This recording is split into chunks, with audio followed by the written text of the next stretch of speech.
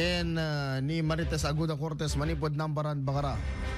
At nga rin digiti damdama kay mangigan dito ay IFM News.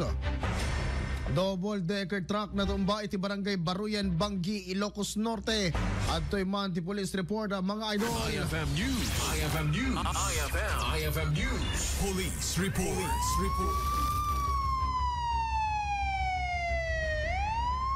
Napalaos ti panagyaman ni Mr. Joe Bigayam kini Apo Diyos, kalpasan ana iliklik isuna ken ti pahinante na iti risgo, kalpasan ana itumba ti nagluganan da a double decker truck ang naglaon ti 45 motorsiklo nga i-deliver da kuma iti Apari Cagayan iti agkurba apaset ti barangay Baruyan, Banggi, Ilocos Norte. Kuna ni Mr. Gayam ana pintas ti panagbiyahe da manipod Metro Manila aging gana iti ili ti Bakara ngem idi nga adadan iti paset na ti korban iti barangay Baruyan nga asideg ti viewdeck ket ditan asaan magati preno ket ti mapok dadua ket na itumba ti truck karaman dagiti motorsiklo saan met anan ano dagiti dua ken gasgas lang ti ima ti sinagaba ti pahinante ani CJ Faelnar.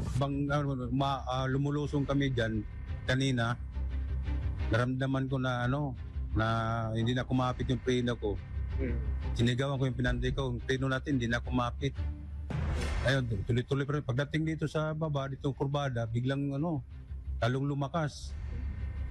Sabi ng pinanday ko, kurbada. Yung paliko ko diyan, pagdating dito, bigla na lang tumba na. Hindi na na-control. Iti agdamakit maisubrin iti Metro Manila dagiti motorsiklo ana perdi idinto tagtuloy may deliver dagiti mayat a motorsiklo ken maitaw iti nasao a trailer truck.